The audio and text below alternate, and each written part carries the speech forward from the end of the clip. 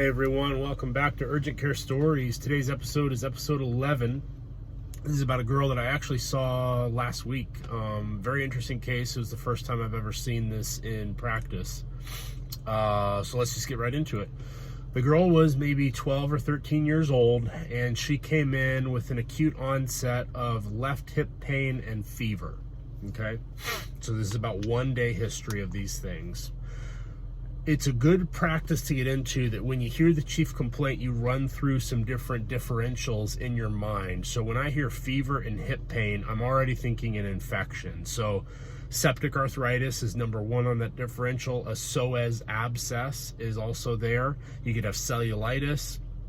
You could have some sort of referred pain from the abdomen. So this could be appendicitis or something else kind of intra-abdominal that could be causing this for you. Certain types of leukemias or bone cancers could potentially present this way, so it's part of the differential. But that rapid onset, you'd be thinking something in the infectious categories. So when I hear those chief complaints, I'm already like, okay, this is somebody I need to take seriously. We get the girl back and we look at her vital signs first, and she is truly febrile. She has a temp of 102.3, so it's a true fever.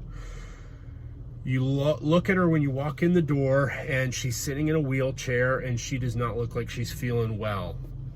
Those are the two most important things you need to do every time you see a patient, is know what their vital signs are and how do they look when you see them. This girl doesn't look good. Her vital signs aren't good. Her chief complaint isn't good. So this is already saying this is somebody I need to take critically. Get the history from the parents. It just started out of nowhere. She wasn't bit on the area, didn't have any scratches or anything like that. So then we do our exam. Looking at the leg, we want to look at the skin first, and we don't see any bites, any wounds, any cellulitis, no skin infections. The skin is totally normal. We then want to feel the joint area. So I start to palpate the front of the thigh there, because that's where she's having pain, is the groin on the left side. Her psoas and rectus femoris muscles are very tight, spastic, and very painful to touch. And when I rotate the hip, when I do a log roll test, she is jumping off the table in pain. She has pain when she bears weight on the leg. It's painful to rotate the hip. So that tells me there is likely something intrinsically going on inside the hip socket. Next, I feel her belly. I get her up on the table, lay her flat, and we feel her abdomen. She has a little bit of tenderness in the lower abdomen, but nothing significant. She has a negative psoas, negative obturator test on the right hip, and a negative for rebound tenderness on the right. So appendix is likely not the cause of this. We get a blood count on her. Her CBC shows a leukocytosis of 12.7, so it's a very low level, elevated, but kind of low in terms of elevations of a white count. So it tells us that there's some sort of an inflammatory or infectious cause going on, and she has what's called a left shift. And so a left shift basically means that there is a high percentage of neutrophils or polymorphonucleic cells, which are basically the bacteria-fighting cells in the leukocytes or in the white count. That tells us this is likely a bacterial infection. You certainly could do an x-ray in this case, but often that's not going to really detect what's going on. The gold standard would be to get an MRI of her left hip to assess for septic arthritis versus a psoas abscess. A CT could also do that, and a bone scan could also do that. Sometimes an ultrasound might be able to see deep enough to detect that, but an MRI would be your gold standard test. At this point, we have a decision to make. So I have a patient who is febrile, hip pain, painful to rotate, and she's young with no signs of a superficial cellulitis type infection. Number one on my differential now is septic arthritis, an infection of the hip joint itself. The thought process is, should I order an MRI, wait for authorization, wait several hours to get the imaging, find out that I'm correct that this is septic arthritis, and then have to send her to the hospital, or should I just send her now? The answer is I would just send her right now, because if it's a psoas abscess, that's surgical, she goes to the ER and admission. If it's septic arthritis, surgical, she goes to the ER and then is admitted. If it's appendicitis, something like that, ER, admission for surgery. So anything that this could possibly be right now, all has to be managed in the hospital. That's when you realize that this is outside of our capability at an urgent care. I sent her over to the ER. They actually sent her from a local ER to one of the teaching hospitals up in Gainesville, UF Shands, and they did the MRI, everything. They diagnosed that she had septic arthritis of the left hip.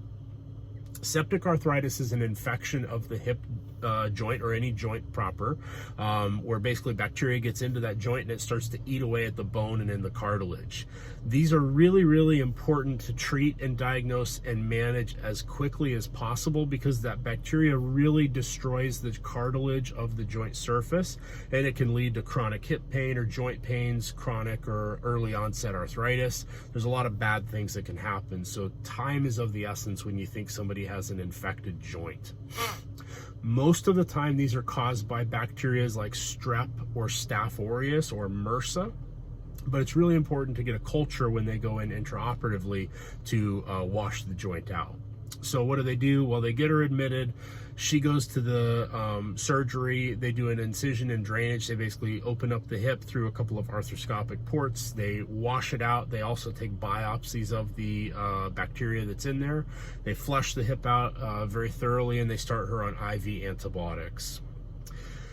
We called the patient's family a couple days later, and they ended up telling us, yep, it was the septic arthritis like we were thinking. She had surgery. She's actually doing really good right now. She was back at home at that point, and so I think she'll probably need some IV versus oral antibiotics for a period of time afterwards, and that's it. So this was one that I think it's always important to look at the vitals and look at the patient and see how sick they look. And two, deciding what's on your differential, and if there are only things that need to be managed surgically or admissions to the hospital, then there's no point going through the full workup at an outpatient situation. So if I have pulmonary embolism versus pneumothorax, or something like that, that's really critical stuff, there's no point in me doing all the imaging. But if there's a chance that you could maybe have something that could be managed as an outpatient, then absolutely you can try to keep that person out of the ER. This was a situation I felt very confidently that she needed to go to the ER, and I didn't want to waste any of her time, because I knew that the sooner they could get her in and get her fixed through surgery, the better off she would be. Hope you guys enjoy that case. That's an interesting one. You don't see those very often, but it is common in children. She's a little bit old for your typical presentation. Looking up the research, it's basically 0 to 6 months is common, and then 3 to 6 years of age is also common, and then it gets less likely as you go further. There's two ways that it spreads. First is basically a local spread. So you have a wound, a bite, a scratch, something local to the hip area, and it kind of works its way through the skin, through the muscle, into the joint itself. The other is what's called a hematogenous spread. So it's something somewhere else on the body or somewhere else in the system that gets into the bloodstream. There's a little bit of a transient bacteremia, or just a low-level bacterial infection in the blood, and it seats itself into a joint.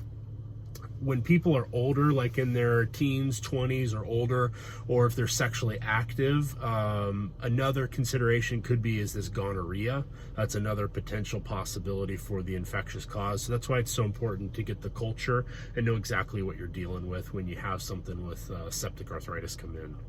If you guys have any questions about this episode, please let me know in the comments below. I hope you enjoyed it, and we'll catch you next time.